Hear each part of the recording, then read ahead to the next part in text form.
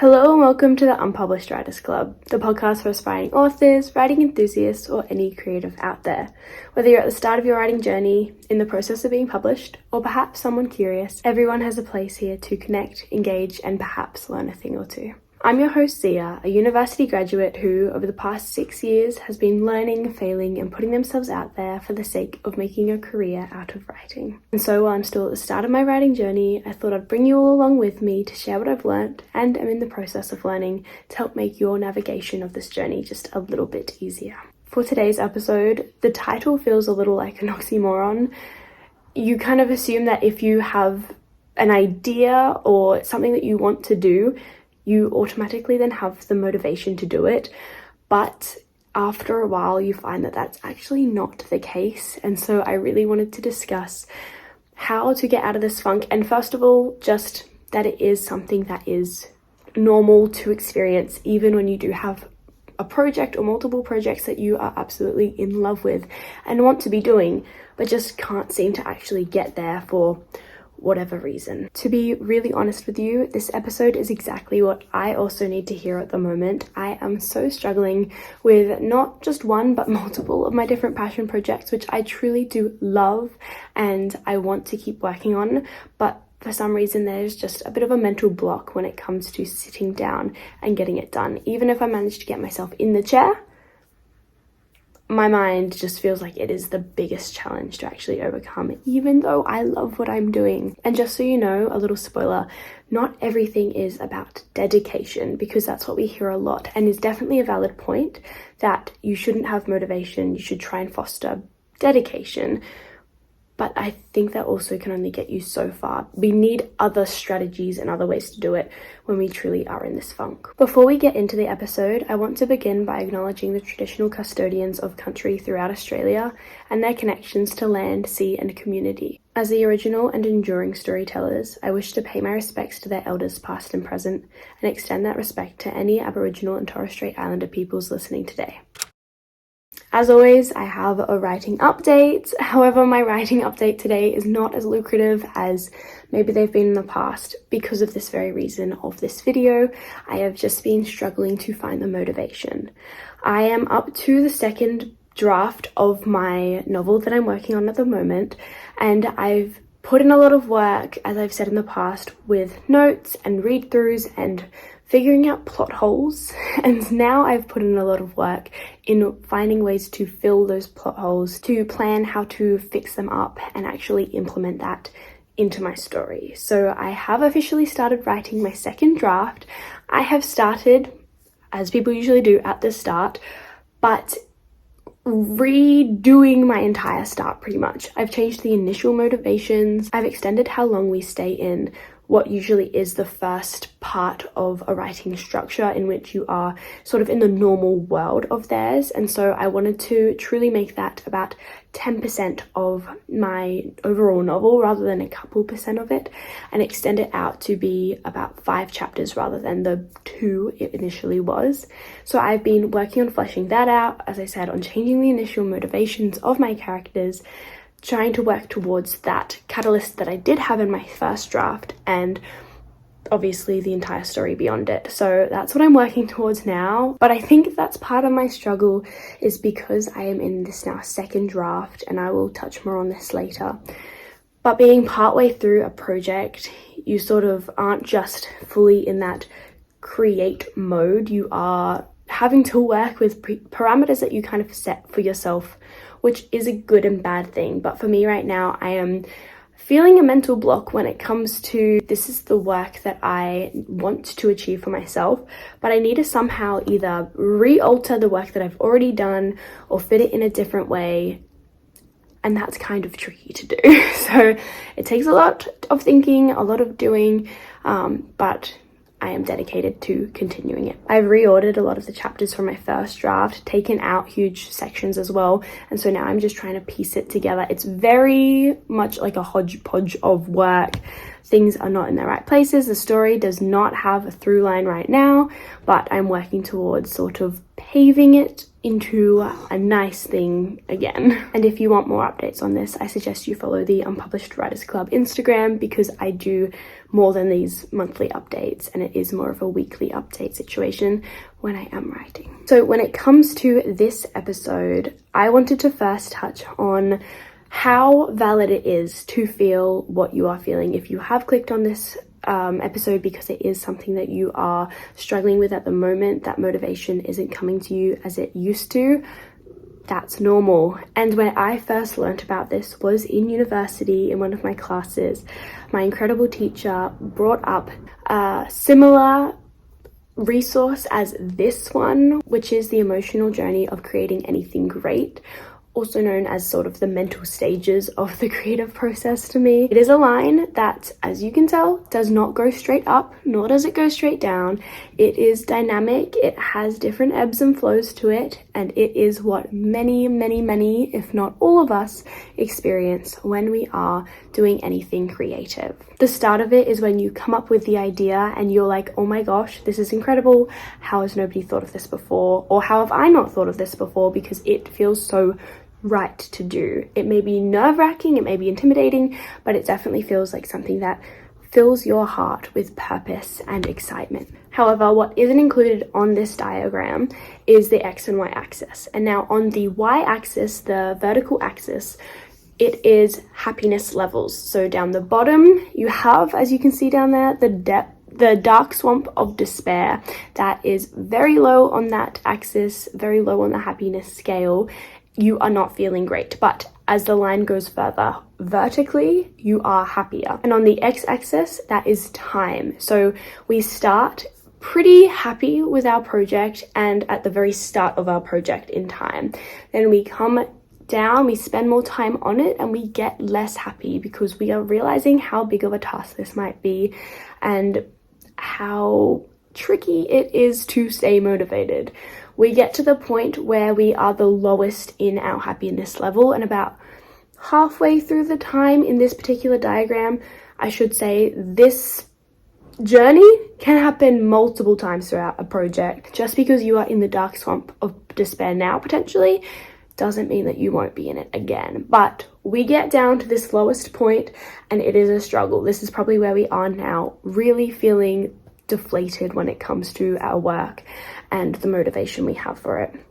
However, as we put in more time, as we put in more energy, I promise you, you will get out of it, and that is shown through this increase in that line up the y-axis. You are feeling good again. Happiness levels, they don't go straight up, but they very much go further up slowly again, and in the end, overall, you do get higher than you even were at the very start as time goes on. And as I said, this journey might repeat over and over, but it's one that I promise does not stay only down in that bottom level of happiness.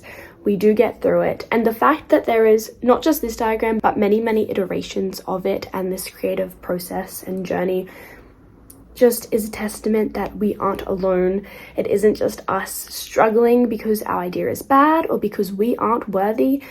We are just like any other creative out there, having to go through the creative process. I find that on this topic of this journey, there may be different names for it. We might consider it writer's block, we might consider it a lack of motivation. Procrastination is also heavily tied to this journey, I have found. When you are in the dark swamp of despair or getting close to it, you are more likely to procrastinate. And there is science backing this. A lot of the time, procrastination is because we are fearing something or we aren't gaining anything in the short term. We might fear failing in the end, especially if we're putting in a lot of effort, and that's why we don't struggle at the very start of our project. We might struggle now more so that we've put in months or years and are realizing that if we put in even more time and then nothing comes out of it, that's a huge waste. It's a big risk to keep putting in this effort, but it is still something that is actually worth it. However, that's hard to tell your brain. Our brains are also very much wanting short-term gain. They do want short-term gratification. And a lot of the time, these projects, especially these long-term passion projects we might have, such as writing a book or starting a side business or just doing anything that takes time, does not mean that we get instant gratification. We actually have to work really hard to get even a little bit of it. And sometimes the payoff is actually not something we get for even years after it does come to fruition. And in the case of something like writing a novel, it is extra hard because we are usually doing this without acknowledgement. We are doing it by ourselves in our rooms, not telling anyone, and that is extra hard to then feel motivated because you don't have a community around you, you don't have people behind you to be able to tell you to keep going. It is just you struggling in the dark in a way, and that's why it feels extra heavy sometimes. So just know these emotions are real, they are valid, and they are very much something that you can get out of as well. That is the key takeaway here. So how do we get motivation back? I have a few strategies that I have used in the past that work, a few strategies that I want to implement as well, and they aren't just pick one and hope for the best. You can use them in succession or at different times, because no matter where we are in our struggles, I think we can have very different circumstances around it as well. So that is what makes it harder sometimes. For me, I've found that things that have helped me in the past aren't helping me now, which is then making me feel even more like I'm in that dark swamp of despair, to be honest. But I've got plenty of tips and tricks for us to attempt. The first one is related to dedication over motivation, and that is when it comes to the importance of making habits. This is something that so many people talk about, and that is because it is proven, unfortunately, because it sucks that we have to put in the effort, that we can't get that short-term gain or gratification, that we have to try and get through the struggle to make it easier for ourselves, but truly it does make it easier. I was doing so well recently to write every single day, and there were just a couple days where I stopped, and now I have found it even harder to get back in a seat for 5 minutes and try and write again. And so unfortunately, it feels so rude that it is something to easily lose, that if you've put in the energy and time to create a habit and then you do end up breaking it, to be able to build it back up again is hard. It's not as hard as the first time, depending on how much time you have, but it still sucks, but does pay off in the end. And it especially sucks because we are lazy creatures, especially in today's society. Everything is convenient, everything is given to us, and we are practically spoon-fed dopamine on a daily basis, hourly basis. You look at your phone, your social media algorithm, it is all there to keep you engaged and to feel productive or gratified when you're not actually doing much. And so when you try and leave these, I guess, easy social ideals and try and do something that's a little bit more long-term or takes a bit more effort than we are now conditioned to believe that we're used to, it makes it feel 10 times harder because you're wondering why it's not feeling as good like everything else seems to feel good these days. You can find so much information on how to make a habit very easily, but my little motivation for you here is to give it a try. And what I suggest is to create a goal for yourself that is attainable and that is small to start with. So for example, you could try working on your passion project. For me, that is usually writing, for 20 minutes a day. Just try and do 20 minutes a day and see what happens after a month, because usually after a month of doing it every single day, on the next day of the next month, you kind of do it as a reflex rather than as a choice. And it very much is still a choice overall, but it feels like an easier choice because you have that history of doing it so consistently and you know it's something you can do. You could also try tying it to something that you already do. For example, working on your passion project for 20 minutes a day, but doing it the second that you wake up in the morning, because you wake up, you roll over, you start working on it. It becomes something that isn't even a second thought. You cannot fathom doing anything else because you're doing it that very moment. And again, it is just a reflex. My next tip is knowing your motivation triggers.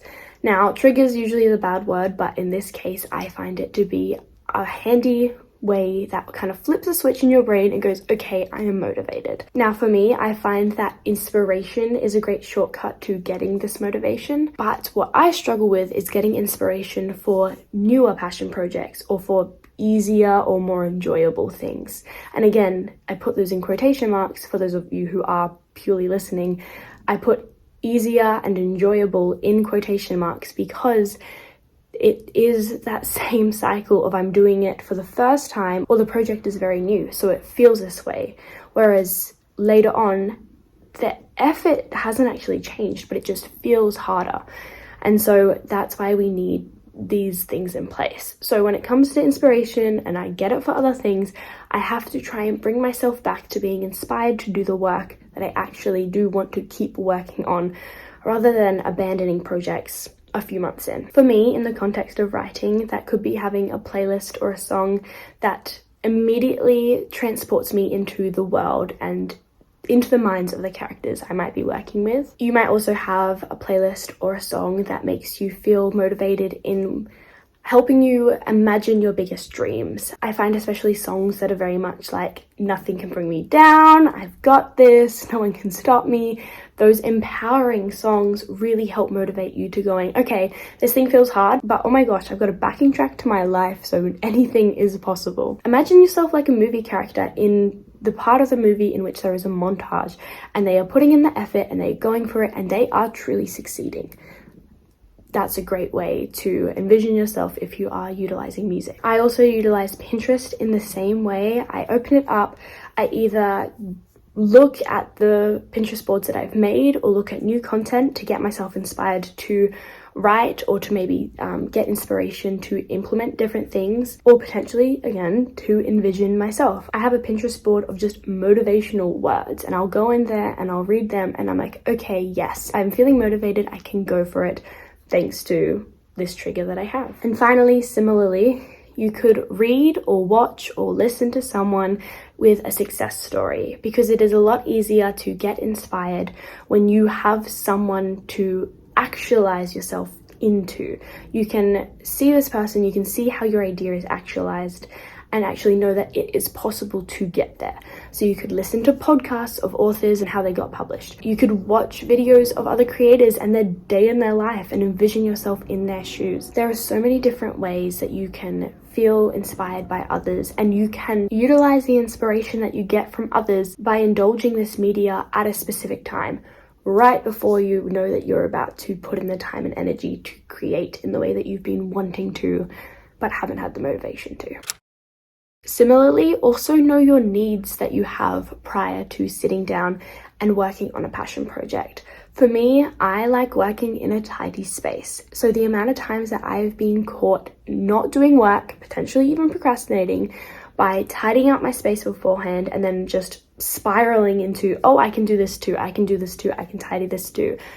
Then I don't actually get to sitting down and doing my work. It astounds me how I haven't learnt by now. So if you know those triggers, that the truly bad triggers that are going to keep you from sitting and doing your work or feeling like you can truly create, find strategies to get them out of the way beforehand. For me, this might be tidying my creative space the night before I go to write in the morning, so that I'm not there first thing going, okay, let me do a quick tidy up, and then suddenly half an hour has passed and I have no time to write anymore. You could also take yourself completely outside of your normal space or your normal creative space. Go into the outside world, sit underneath a tree where these things like tidying aren't a concern of yours anymore. If you know that exercising is something that you need to do beforehand, make sure that is in your schedule so that it isn't something that you forget to do for the entire day. Go to do it and then don't have the time to do the next thing, the thing that we want to be doing, anymore. Same thing goes for eating or for socializing or just for any of the needs that you know you have on a daily basis that do hinder your work if they aren't done. Just reflect, put in the effort, and figure out ways to minimize them, because otherwise it is a rough cycle. Similarly, lessen your load during busier times. Life is not stagnant. We do not have the same schedule constantly. Things alter, priorities alter. life is just not the same every single day, and that's okay. That's what makes it nice. So when you do have busier times, for example, if you are going away, or if you are hosting people, or if you have more work deadlines or other projects and priorities that you need to factor in, lessen your load when it comes to these passion projects, but don't cut it out completely, because if we cut it out completely, that's when we lose our ability to pick it back up a bit easier. And so know your needs in that holistic view of knowing what your lifestyle needs on the day-to-day basis or in the coming weeks or months, and be able to adjust yourself with that in mind. Otherwise, you're just taking on too much, and that's not realistic. Linking to this final point, altering your goals to be able to fit your needs and your priorities is crucial to be able to stay motivated, because otherwise your passion project is just going to feel like a chore, another burden that you have to carry and get through in your day. And that is just not how we want to be perceiving these passion projects. Ways that you can alter these goals is to break them down to make them more manageable. So for example, with me and my goal of to write a book, to have a full manuscript, I need to break it down, as I have done, into more so my drafts, and then even break them down further. So instead of being like, okay, I'm going to write my entire manuscript, it's going to be easy, I know for a fact that I just need to get through first draft 1, then I'll get through draft 2, and then within that, I know right now, as I was saying in my work update, when it comes to my current project, I know that I just need to get through my first 5 chapters, extending that, and then that's going to be a big tick, and then I can move on to the next aspect of my draft, and then slowly go through chunks to be able to hopefully step back one day and have a full finished draft 2. So instead of me wanting to get draft 2 done, I'm able to break it down, and they feel more attainable and more manageable for me to go, all right, for the next month I'm going to work on this one section, instead of for the next 6 months I'm going to work on draft 2. That just feels like such a big thing that you're trying to undertake. Another idea is to give yourself deadlines. I do this in the sense that I know that they are flexible, and that's what is important, because otherwise you will just stress yourself out further. But if I want to get something done, it's kind of the only way I can do it sometimes. So if you set yourself a deadline and you go, okay, I want this aspect of my passion project done by this time, again, has to be realistic, everyone knows the SMART goals, then that can be an incredible motivator, because you feel as though you are working towards something a bit more valuable or important, I guess. Instead of being like, I have my entire life to do this passion project, you go, no, I actually only have this many months to complete this aspect of it, so I should get it done. I've said to break down your goals, but also broadening them in a sense makes them a lot more manageable. So for example, if I have my goal to get through this section of the book, which I have broken down from the entire manuscript, then broadening it in the sense of, instead of writing every single day, I am going to write hopefully at least 3 times a week. That is more manageable than me going every single day I need to write, and then the second I miss a day, I feel as though I have failed and I don't want to try again tomorrow. And so making your goals a bit more broad and achievable can make it feel a lot easier and get through that mental funk that we are experiencing. And goals can be varied as well. So as I said, at least 3 times a week for me to do my writing. That is a lot better than maybe saying definitely 5 times a week, because maybe sometimes I will hit 5 times a week and that's amazing, or maybe sometimes I'll only hit 3 and that's okay, because I still feel like I've achieved the goal. Similarly, instead of maybe trying to hit a specific word count each day, hitting a time would be good, or vice versa, but keeping them small. So maybe you want to write or work on your passion project for 5 minutes a day at least, or if you want to write at least 50 words a day, then once you hit that time, you feel as though you have achieved something. You don't feel like you potentially wasted a day, but you very well might be able to achieve even more of that. But then that way, if we get to the very end of the day, you're exhausted, you want to go to sleep, 5 minutes or maybe 50 words doesn't feel that stressful to be able to put down as well, and to still hit that goal for the day, should you really desperately not be able to do more. Overall, I think just putting less pressure on yourself is important too. It's so easy for us to get into the habit of telling ourselves that we are not doing well enough, or that we should just give up, especially if we haven't been working on something very consistently. but know that everything that you're doing is still important and valid, and that giving up is not what you need to do, but just taking it day by day, giving yourself more grace and just adjusting when you need to, and knowing that that's okay. And that's kind of the only way that we can keep doing this for so long, is to adjust when needed. My final tip, which is very much my favorite, is to imagine the end goal. I think this is so easy for us to do when we first start a project. That's what we're envisioning, maybe the way that it's going to look or our lifestyle is going to be because of it. But then as we start to get through it and work on it more, we kind of lose sight of that end goal because it feels so far away. But I think imagining where you're going to be, how you're going to feel, the impacts that you're going to have is so incredibly motivating to be able to get you back into the chair and keep working on it. So imagine the way that you're going to be able to potentially help people, or imagine what your life might be like when you get to work every day in your dream studio, or even what your interactions with fans or clients are going to be when you get to meet them on the street or talk to them in a meeting and just hear about the impacts and how you make them feel because of the work that you've put in today. To me, that is one of the best ways to get motivated again and to just want to take a step towards that, because I'm remembering the purpose of why I'm doing this. And if you don't have a purpose for your project, make one, figure it out, because that is truly the most motivating thing I think you can have. So remember, it's natural to feel a bit more discouraged as a project wears on, as we get through it and realize it might not be as easy as it felt like at first, and that when we aren't getting that much acknowledgement or gratification throughout the process, it is still something that we should try and keep doing. We just have to adjust what our priorities are, or our needs or our strategies are, to fit this part of the creative process, because it is all a journey and we will get through it again.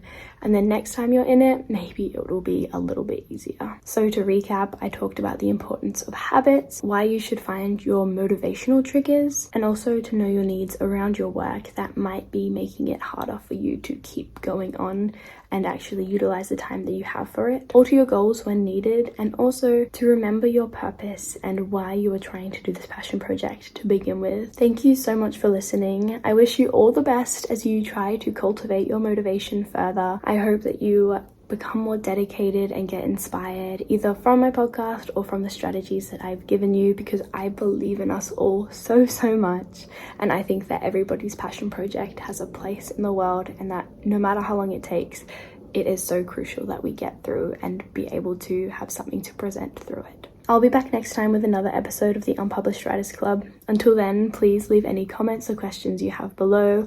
Connect with us on social media through the Unpublished Writers Club Instagram, and let me know any other topics that you want covered.